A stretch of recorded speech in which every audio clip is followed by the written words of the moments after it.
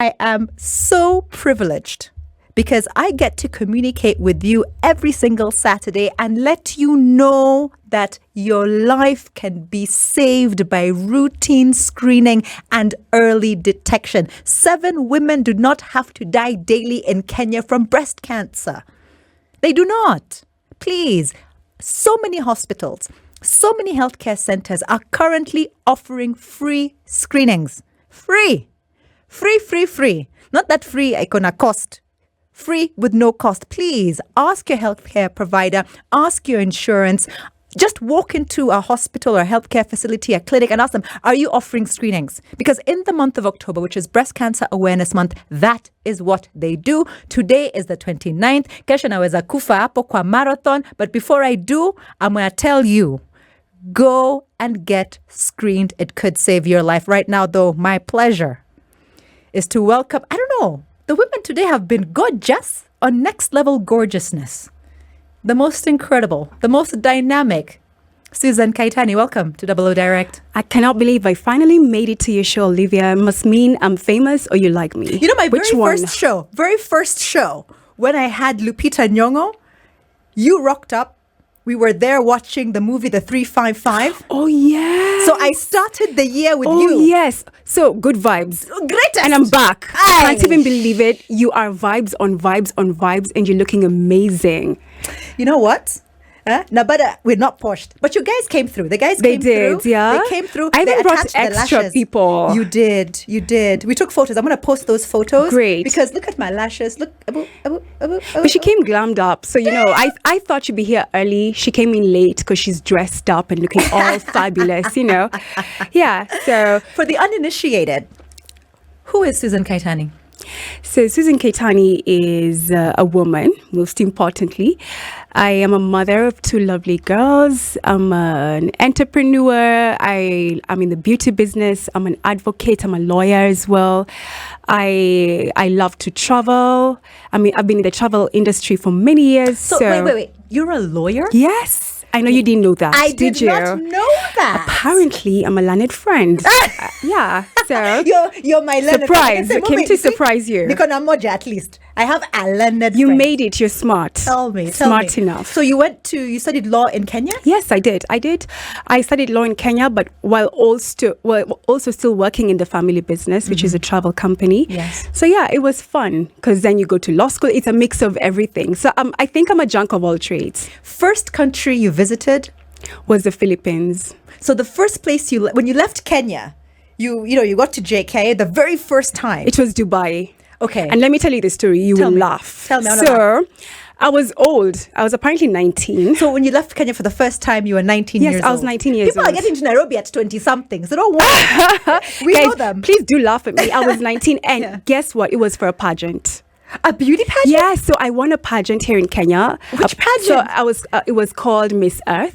Miss Earth? Yeah. Go you. So there Goddess. I was leaving JKIA in a crown and the sashes and the Maasai outfit. I didn't realize just how ridiculous it is to fly in that kind of outfit. In Dubai, everybody was staring like, what? Who is she? I had people following me. The whole flight you were wearing the outfit? Yeah! I mean, like it was my first time to travel, babes. Love As in embarrassing. Yeah. Yeah, talk about embarrassing. So we had this Maasai girl, freezing because obviously I didn't know it is going to be cold. Yeah. Land in Dubai, everybody's like, Masai Mara. So I was a spectacle, confused, lost, and with a crown. So I was this Maasai girl with a sash written Miss Earth, a crown. And it was, the funny thing, my gown was making noise as I moved. Of course. So it was chink. I have sandals I can't even wear because they go chink. Yeah. Oh my gosh. And that was just the beginning of the embarrassing stories. You want me to keep going? Quick one. Before we take a break, quick one. How did you actually do in the pageant? Okay, so I did amazing. I did amazing because I did get to the top. However, I feel like those days, I don't even know what it's like right now. There was no preparation. So I left with no makeup, as in there's no support. Yeah. And I still feel like it's kind of the same. I mean, there's I think only one pageant that gets that amount of support in Kenya. Yes. So it's bad because you get there, guys have chaperones, guys have like, 2 people, they've come with extra, they even come with crew, camera. They have their country They're supporting checking in like them. Tiwa Savage. Yeah. 8 people. So literally, like there's people filming you because one of your roomies, like I was sharing a room with Miss Israel and she was like on a show, a reality show. Because like when you're Miss Earth in Israel, it's a big thing. In Kenya, it's nothing. So like she had her whole crew, and there I was, Susan Kaittany, with my hairstyle was horrible. I had this, those days. I cannot imagine. Let's pause there. Firstly, this is Susan Kaittany and has no makeup. Okay, I was like, that's a lie. Number 2, powder, pawns, babe. No hair. Okay, but wait, were you top 10? No, I wasn't. How can you get to top 10? I mean, Miss India has come with what? South Africa, I don't even know where to start from. Me here, I had to raise money for my tickets. They're like, if you can pay for your ticket, then go to Masai Market. Yeah, that's it. Figure it out, And then anyway, it was just like a shocking, beautiful experience because then you meet, models who've been on the catwalk in New York, and you're green, So it was just, I think that's where my fabulosity, that's where my fabulous was born. I just had to, get started, like there was no time to at the integration immersion program, nothing. It was just get with it.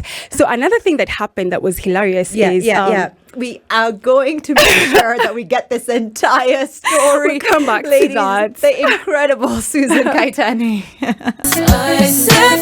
Told your people that there's a live stream situation happening. Yes. I have posted it. You guys, we are live. Standardmedia.co.ke. Watch us. Don't just listen because we're looking super duper fly. We are killing it. You guys have to just check us out. You should see Olivia's outfit. Like she said, she's fire. So you Music have to that you like? in. Yourself, what are you into?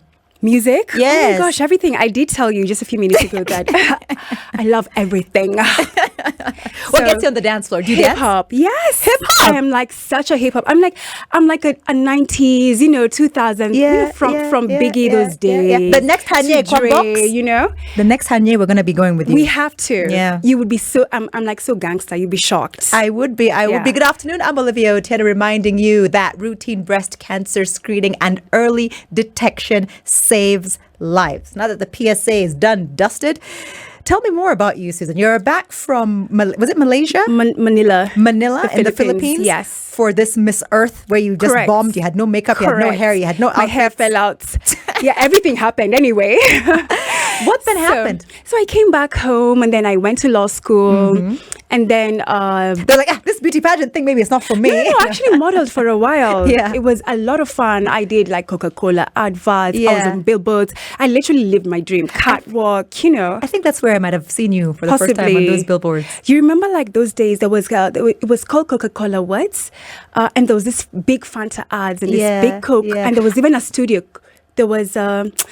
and those clubs, Sikiliza. Yeah. Do you remember those days? Yes, of course. So we were those babes. You were those babes. Yes. The ones I used to want to be. Oh, yes. And you go to Scanad, to be interviewed and to be shortlisted. Shout out, to the people there at Scanad. Patricia Itao, I heard she's in the somewhere at the moment, but she's now the head of that group. So Patricia, you see, you developed a lot of great talents and people. Put us somewhere those days. I mean, those days, fashion and modeling was the thing. It definitely was. So now you're in law school. You finished? No, of course. I have my parents. My goodness, my sister is a doctor. My brothers are engineers. Yes. I'm the lawyer. So yes. you get the drift. I get it. You have to finish. She's a teacher first. Okay. You don't play. Good grades, A's. You can be in business.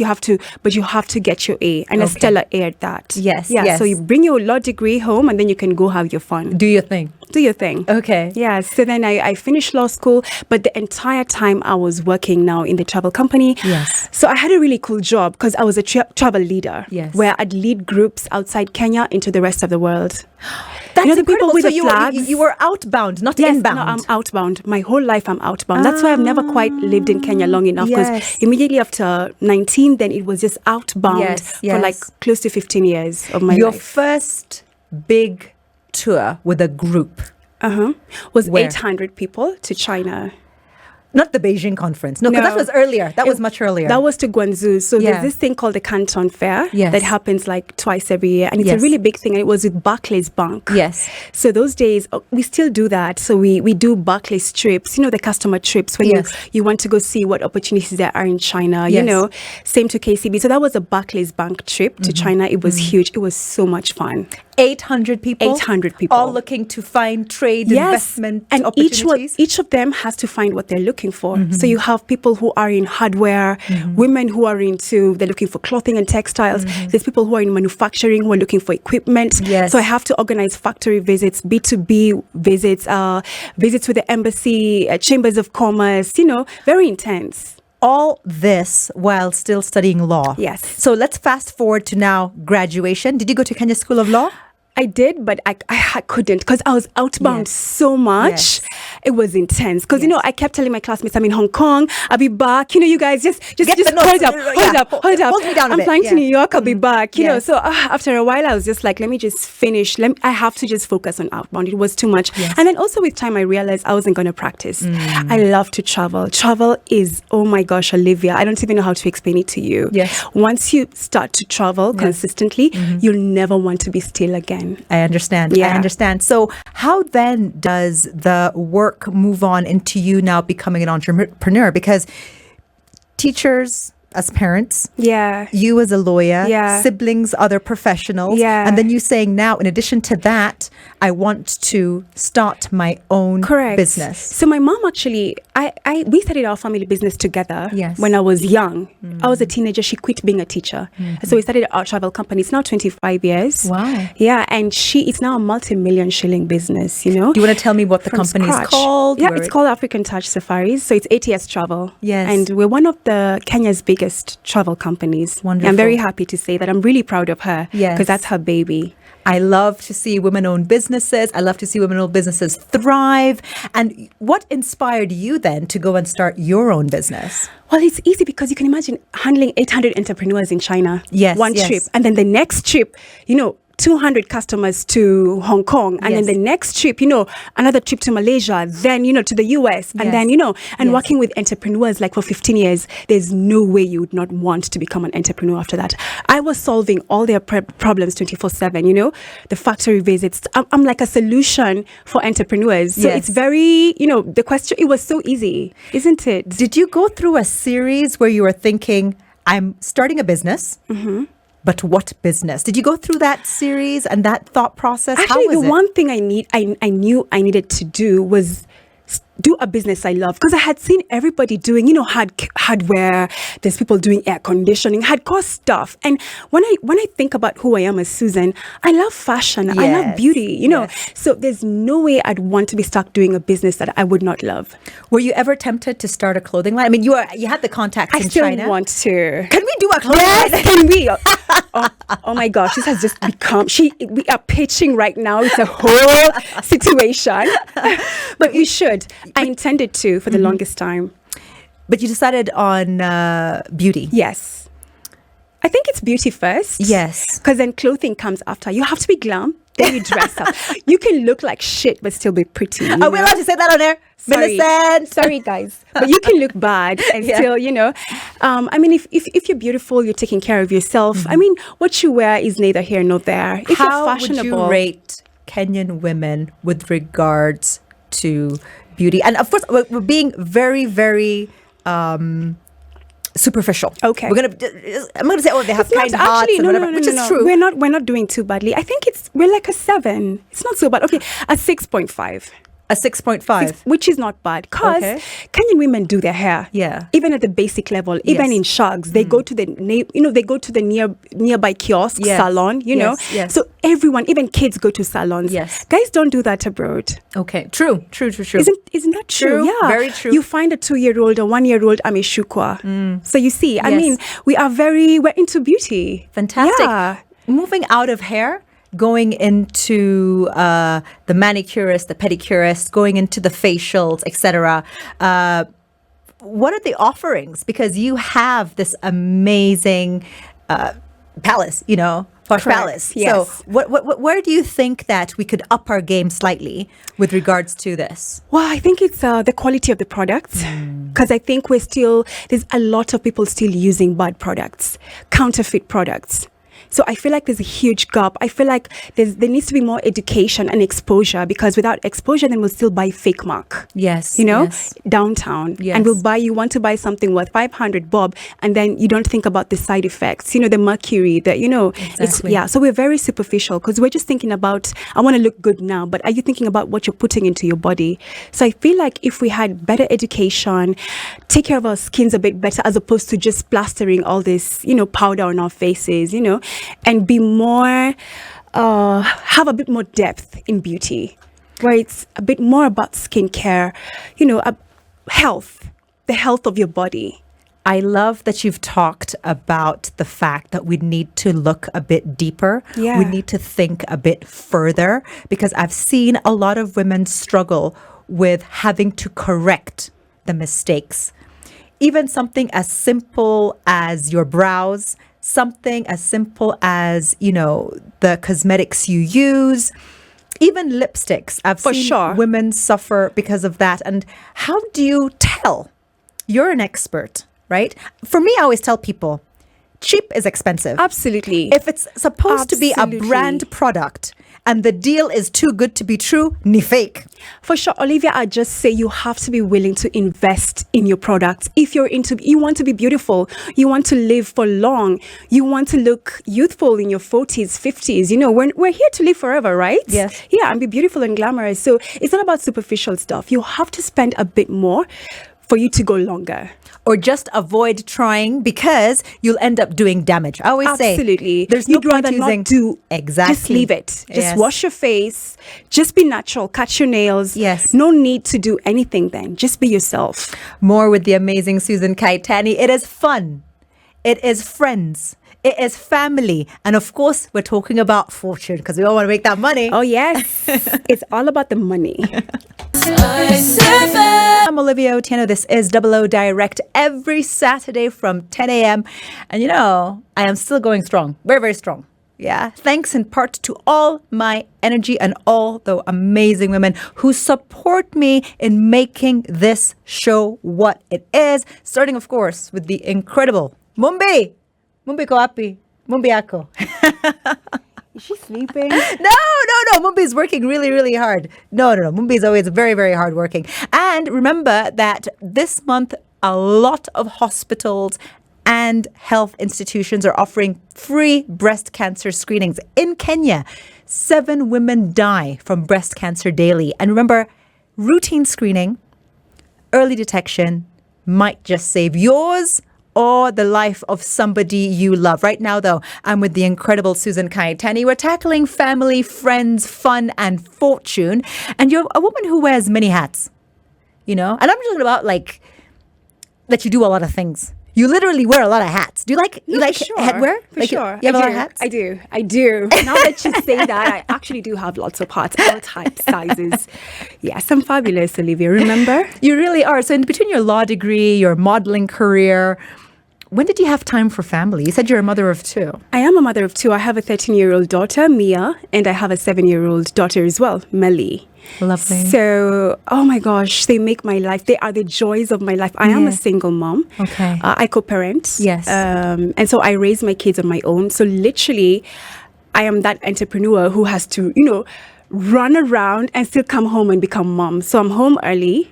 I'm home by 3 o'clock because the kids get home by 4. We do homework and, the routine. So Yes. we have our routines. Yes. But the one thing I'll tell you about raising your kids alone is you need help. So I have a great assistant. I have someone who helps me with the kids. So Yes. we're a family, all of us, plus our assistant. In your It works. relationship, I just wanted to ask, because a lot of women are struggling with tough decisions. Sure. Stay for the kids. I need the financial support, etc., etc., etc. For you, in your frame of mind, at what point did you realize that, I can do this? I don't want to have to justify my decision or my lifestyle to any external factors or society. I can actually do this, and I'll help my children grow and thrive. When your happiness, I feel like for me, my happiness comes first. And if I'm not happy, we're not happy together, then the kids won't be happy. And that's just, I don't know whether people know this. I see people struggling to stay together, and yet they're not happy, and the kids feel it, and the kids suffer as a result. Yes. So if you're not happy, then you can try to make it work. But really, if it's not working, then you have to choose you first. And I tell women, put yourself first. Love yourself. My mom tells me this all the time. You're your own security. You have to, there's nobody coming who's going to love you as much as you can dot and love on yourself. I think that is brilliant advice. I think that's amazing. And as a mother of daughters, especially in a society now that has so many prejudices against women, so much gender-based violence that we're trying to, eliminate, what are some of the lessons that you as a mother tries to instill into your daughters? Oh, wow. I think number one, for a girl, you have to be tough because it's a man's world, especially here in Kenya, isn't it? Yes. And I want to show my daughters that you can do everything a man can. And you need to be strong because it's not going to be easy. And I don't know that I'm always going to be there, but I'm going to teach you that you need to be strong early so that if I'm not there, at least I know you can stand on your own, And then obviously life sometimes, things don't work out. Should you end up alone in life as a woman, you're still strong. You're able to still be enough on your own. So I think for me, my daughters, I don't do the traditional gender roles at home. We don't. Mia, for example, is a footballer. She's a top footballer in her school. Yes. And she's like MVP of all her sports. She's a top in basketball. She's like my son, know. She's such a ninja. She's so strong and I love it. And she's still a girl, And then Melly is me. She's a girly girl. She loves to dress up and she likes to, she wants to be mommy when she grows up and become a model, you know. So you see, I have two girls who are so different. And just because I didn't raise them anyway, I allowed them to be themselves. And so I love it because they're my daughters, but they're also just children. True. Yeah. Very, very true.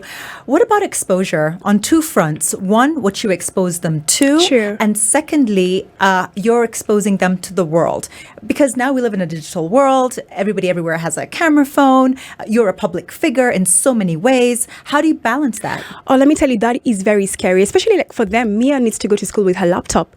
As in from a young age, they all need, like technology is part of their school system. So it's crazy. You literally have to always download the apps, to make sure you control the amount of internet that they're on, the number of hours per day. They have, Mia has a cell phone, so I have to control the number of hours that she can use her phone for, only on weekends. Like in Mia's case, it's only weekends, know. But it's very scary. It's scary times. I can't say I have it 100%. And as a mother, I cannot tell you that I have it right. Yes. It's very scary because I'm not at home all the time. Everywhere has internet. Even in their bus, they have, So it's the school bus. Yeah, I mean, like literally nowadays, I see them in the school bus and they're on their laptops on Netflix. Wow. Yeah. I mean, when the bus stops, all the kids are on their laptops, and they're like, oh, I downloaded some movies. I'm going to watch something on my way to school because it's like, a 30-minute ride or a 40-minute ride. And so we have a lot to worry about as parents. And I can tell you, it's not business as usual. It's a new age. My kids, like for Mia, I'll give you an example of Mia. She plays digital games that I don't even understand, obviously. She's in that meta universe. Yes. And she has this meta world friends and concerts. And, it's just it's a whole other world. Yes. And as parents, we have to play catch up. And it has to be so quick because honestly, we need to know VR, we need to understand augmented reality. We need to be right up there with the technology. She has a VR, so she has an Oculus Quest. I love Oculus. Yes. You don't forget you now. Your daughter and I will be best friends. Oh my gosh. I'm going to come find you. Olivia. I think Oculus, firstly, my first experience with Oculus was in 2016. Yeah. London, they were just launching the new headgear. Yeah. And I was like, I want this. Now that is my life. Because now my daughter is you. So she has the Oculus Quest. She has, I don't know, the PS what. She has, and even now with every, Melly also now wants the new Nintendo. I don't even know what. Switch. Oh, yeah, the Switch. So, I mean, don't worry, I got you. I'm going to be your go-to. Oh, Olivia. You need to come babysit and play the Oculus. I love it. babysitting. No, but seriously, what about social media? Do they have accounts? Socials. Do you show them your account? How does it work? They can see my account, and I try to post responsibly because I am myself. I love that. Post responsibly. I do that. I'm careful with the words I say. Yes. I'm careful with how I look. Of course, I wear bikinis at home. I wear bikinis. My true life is who I am on Instagram, so that's fine. I'm sassy, and I'm sassy at home. Yes. But then I don't allow them to be on social media. So they don't have social media accounts. I protect them. I don't post a lot of their pictures. I don't want them on social media. I feel like they're not ready, and they should be protected until they're old enough to make their own decisions. Yes. I absolutely love that. Extended family support with regards to, you co-parenting and you being a single mom? Because you do travel quite a bit. I have a lot of support. Like Mia is the oldest in my family of 5 kids. So you can imagine my mom, like even today we have lunch with her after this and then dinner, and she'll ask us to stay over tomorrow, So literally it's like my kids are part of my family. Yes. They have so much love. In December, they're going to visit their auntie and uncle in Poland, Yes. So, I mean, I think I can hack it as a single mom because of my family. And literally, I'm still doing family the way we used to do it because we raise the kids together. And it should be like that. They say kids who are raised by extended family they're better human beings later on in life, especially grandparents. So I'm very lucky to have that. Live streaming on the homepage, standardmedia.co.ke. Also, 94.4 in Nairobi. I'm Olivia Otieno. This is Double O Direct Saturdays. Woman host, women guests, only music by women. I got some BB and Cece. BB is a man, right? Yes. BB and Cece. Yeah, Cece is a lady, BB is a man. I thought so. But also Killis. Got some milkshake coming up. But you were telling me about your life balancing family. I want to understand now about your friendships, because it's no secret that you had very close public friendships. How do you then manage your inner circle following that? Well, when you grow up, obviously your inner circle becomes smaller because you learn. I think in the beginning you're fun. You're like a spice girl, just living large and having fun. But then now with time, as your kids grow older and your life unravels, you realize that you need more solid friends, more solid friendships, and you need to keep your circle smaller. That way it's a circle of trust. People that you know well, people that you can depend on, people that you can lean on, and people who also have your back, and people who also have the same values system as you. Don't you realize that it's a whole other world now that you're more of a public figure? Because it was different when you were in law and when you were, in your family business and the travel business. But now that you've become a public figure in and of yourself, and you're getting more into media, into the media space, it's a lot more critical to manage that. So with regards to the fun that you want to have, because I don't understand what a fun time for Susan Kaittany involves. Oh, girl, yeah? I am fun. I'm the funnest fun a girl could ever be. Tell me about that. So I love to travel, like I said. Travel is my number one. And I love to travel to all the good places. I love good lifestyle. So we have a trip to Mauritius coming up, yes, right? we do. No, Zanzibar. It was Zanzibar. And you better make that call. It was... Sorry, I even forgot. We have a free trip, and Olivia has not made that call. So do you see? She likes you guys better than Zanzibar. Melia, I'm like, Olivia, did you call? Yes. We're going to stay at the Melia. Yeah, we're going to stay at the Melia. What was that guy's name again? I forgot. Even he was hilarious. And he's like, do you guys want to come to my hotel? It's beautiful. And they won all these beautiful awards. They did. Congratulations to them. They did at the World Travel Awards. So you want to go to fun places. And when you go to these places, give me an example of a fun trip that you've taken in the past. Oh, I've had many fun trips. So the last one was I've had a trip to Dubai where I rented a Lamborghini, Love it. You were driving it? Yes, you remember? I saw that. We were on Sheikh Zayed Road and the speeds were insane. Yeah. And obviously I got fined like 300,000 shillings. Was it worth it? Yes. Because in retrospect, it's been a couple of years and I'm still like, oh my God, Sheikh Zayed Road. And drove all the way almost close to Abu Dhabi. Yes. The speed. It's a powerful car. What? It's addictive. So I also did the same thing in Cape Town. Yes. I got a Ferrari. You need to go to Germany. We need to go to Germany. Hedeta Geiger, we are coming to Germany. Yes, we need to go to Germany. Must. We need to go to the Autobahn because they don't have speed limits. Oh, let me tell you, I am all for that. When? After Zanzibar. After Zanzibar. I'm thinking, I don't like Europe before March. No, we have to do summer. I don't like Europe before March. I also just can't. saying. We can do summer or just after summer. Just after summer is nice. Autumn is good. Autumn works. So in addition to that and driving fast cars, what are some of the other fun things that you've done? I like to dance. I like to go out. I like to dress up. I like to laugh a lot. Yeah. I mean, we've had a good time together, so you know. Yeah. I like to shop. Yes. Oh my gosh, when I love to shop. When you think about shopping, do you go trend and brand, or do you go personal style, body shape? I go personal style, body shape, because I have the body for it. So I'm very lucky. I can shop anywhere. And you know, when you're stylish, it's not about the brand. Obviously, it's good to have a few branded items. Like they say, fashion can be bought, but style no. Oh, for sure. So for me, I could shop. I could shop like in a thrift place. Yes. And still be fabulous. I could have like a 10,000 budget and still be fabulous. I could have a 1 million budget and it would still work. So anything works for me. I love that you've talked about budget, because now we're going into the fortune of Susan Kaittany. Yes. And may you have many, many, many, many more. Oh, amen to that. Advice to women, especially young women who are looking to become entrepreneurs and are looking to be successful in their craft, from what you've learned, from what you've experienced. What can you say? So I would say, guys, it's not easy. It looks easy, but it's not. I was told by a financial advisor you need a sponsor, but not a sponsor in the derogatory term. Someone to walk you through. Someone to walk you through. Let me tell you. System. And the funny thing is, there's not enough of such people. People are so not kind with information. Everybody's so selfish. They're just like, oh, you just work hard somehow. You know, just go to the bank. You know, nobody tells you the tools that you need to survive. Or it's quid pro quo, because they're looking at you with that side eye thinking, Susan. For sure. All right. Anytime I get an opportunity, Olivia, I do it.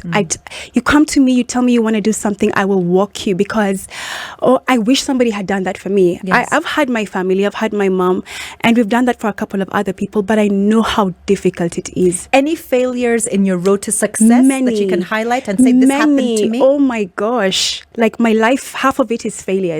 There's no person who's made it. Who's made it without failure. Like 3/4 of their life will be failure, and everybody will just focus on the 1/4% that is the success. I'll tell you, with my family business, with my mom, before we got into travel, we sold crisps.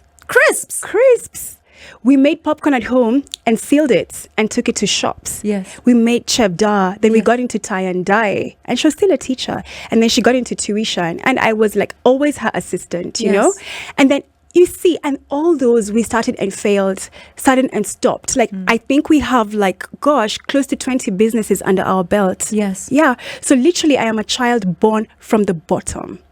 I love that. One thing people don't know about you is that you've run a marathon. Oh, for sure, I have. You're not telling you I'm going to run tomorrow. You know I'm challenging. I can see. I can swap to. I would love to say that I'm a runner. I do. Where I was born is E10. Yes. So everybody's a runner. My uncles are all like, Olympic, whatever. Everybody is like a big athlete. Yes. I would love to say that I am too, but I'm not. But Olivia, you should come run in my shags. Do you know, I am coming to your shags. I think my next husband is probably going to be Kalenjin. I will find you a Calais husband. The Calais from Iten, from Chebarbar. You heard from the Chebarbar of the Brilliant, Susan Kaittany. It's been an absolute pleasure. I can't wait to spend more time with you this year and on to the next. Parting words?